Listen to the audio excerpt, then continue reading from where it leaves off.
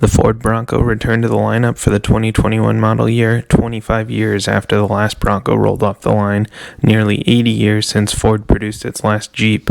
It's back with a four-door option, a whole mess of new tech, and something called the Sasquatch package. New for the 2022 model year, we have two new colors, Eruption Green and Hot Pepper Red, two new trim levels in the Everglades and the top-tier Raptor trim, and the ability to combine the 7-speed stick with the Sasquatch package. So back during World War II, Ford actually built about 250,000 Jeeps. After the war, the veterans and the outdoorsy types were still into the Jeeps. They were, rugged and good quality, but the issues were mainly with road noise and ride quality, and so Ford kind of set out to build a Jeep with better road manners, and that was, back in the 60s was the first Bronco, and that was kind of their goal. And here in the 6th generation, they're still kind of doing the same thing. We got the independent front suspension, which gives you a better ride quality than the solid front axle of the Wrangler. Now, if you're in the Wrangler, maybe a Wrangler is still right for you if you are rock crawling it all the time. You're in extreme off-roading situations a lot. Like the most extreme situations, the Wrangler is going to be the better choice.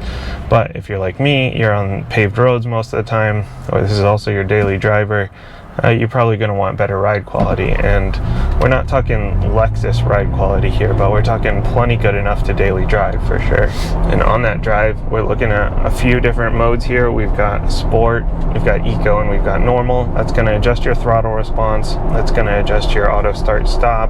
It's going to change your shift points. And it's going to automatically adjust your transfer case. So you can always change those if you don't like the settings. So, you can turn your auto start stop on or off by yourself as well.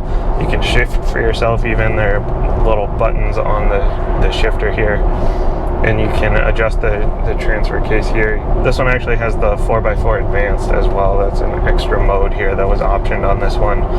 And what that does is basically it leaves you in 2 high most of the time, and then when it detects wheel slip, then it can get the other 2 wheels involved. I've been spending most of my time in sport mode, and I've been kind of paying for it, but that's just because I like the throttle response best in sport mode. But I've only been getting about 16 miles per gallon, which not ideal if you have a long commute. Now, there are a few other driving modes as well. There are actually 4 other driving modes that are meant more for off-road situations, and those change depending on what trim level you're in. And I mentioned the 10-speed auto. This 10-speed auto is your only option if you're in the 6-cylinder. This Wildtrak has the 6-cylinder engines. It's a 2.7-liter 6-cylinder, and it makes 330 horsepower and 415 pound-feet of torque. If you want to get the manual, there is a 7-speed manual option, but you have to get the base engine. That's the 2.3-liter engine. And actually, new for this year in the top-tier Raptor trim, there is a 3-liter engine as well.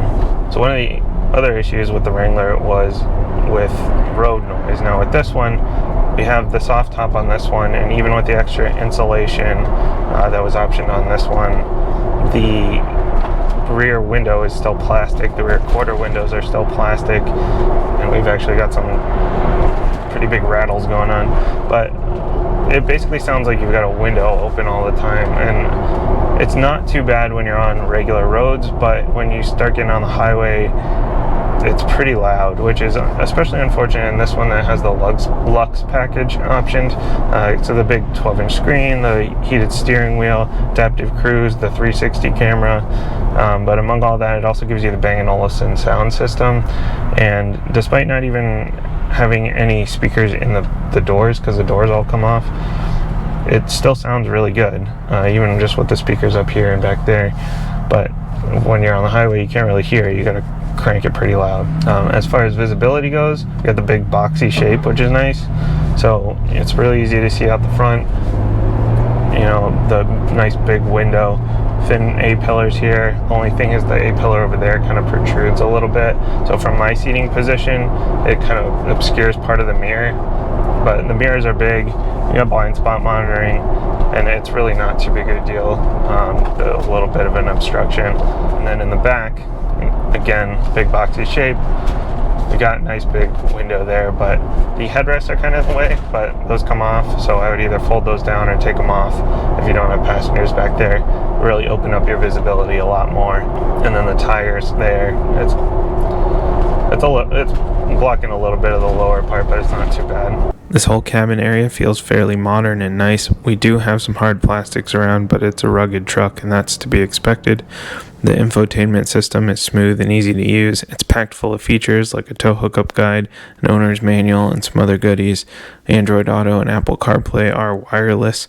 That's on all trim levels. This one has the Luxe package, so we do actually have wireless charging as well.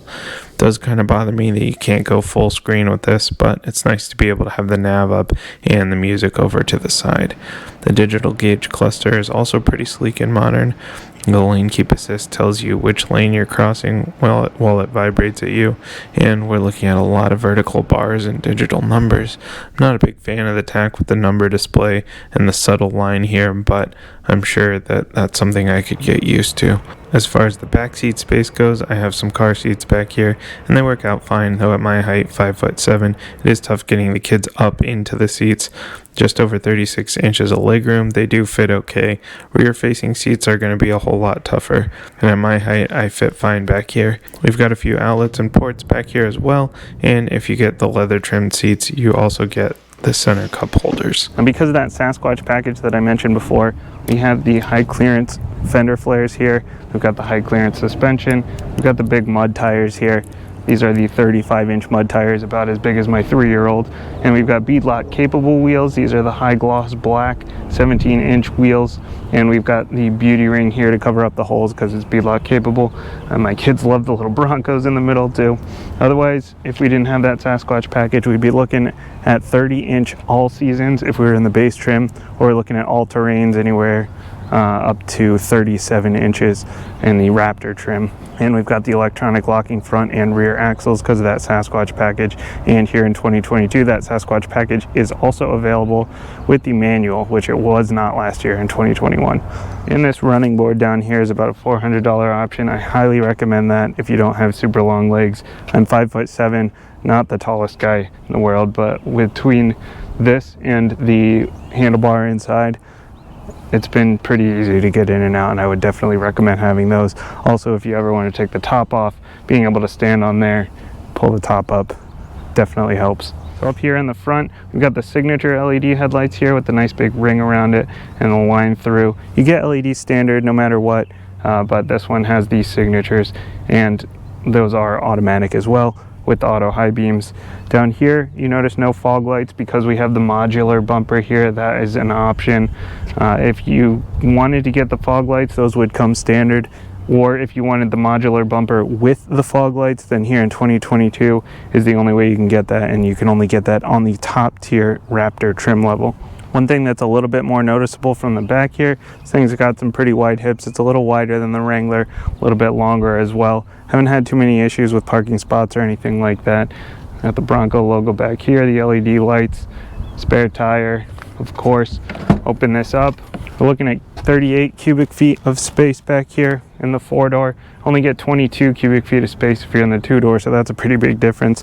One thing to note also is that you can actually get all 4 of your doors back here because all 4 doors come off, and there's a kit with some bags that you can get straight from the factory, and you can fit those all back in here.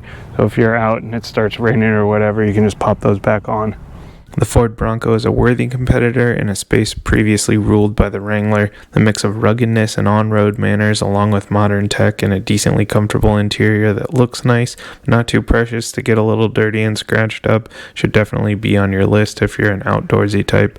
Plus, you can't complain about the option to go topless and doorless. So with all the supply chain issues still happening, these are rolling out pretty slowly. There aren't a whole lot of them on the road yet, so it is generating a lot of buzz. I get people coming up to me, enthusiasts and non-enthusiasts, a lot of people asking me, how's your Jeep? Did you get a new Jeep? Do you like your Jeep? Even my son, he's 3 years old, so I'll give him a pass, but can't get over the fact that it's not a Jeep.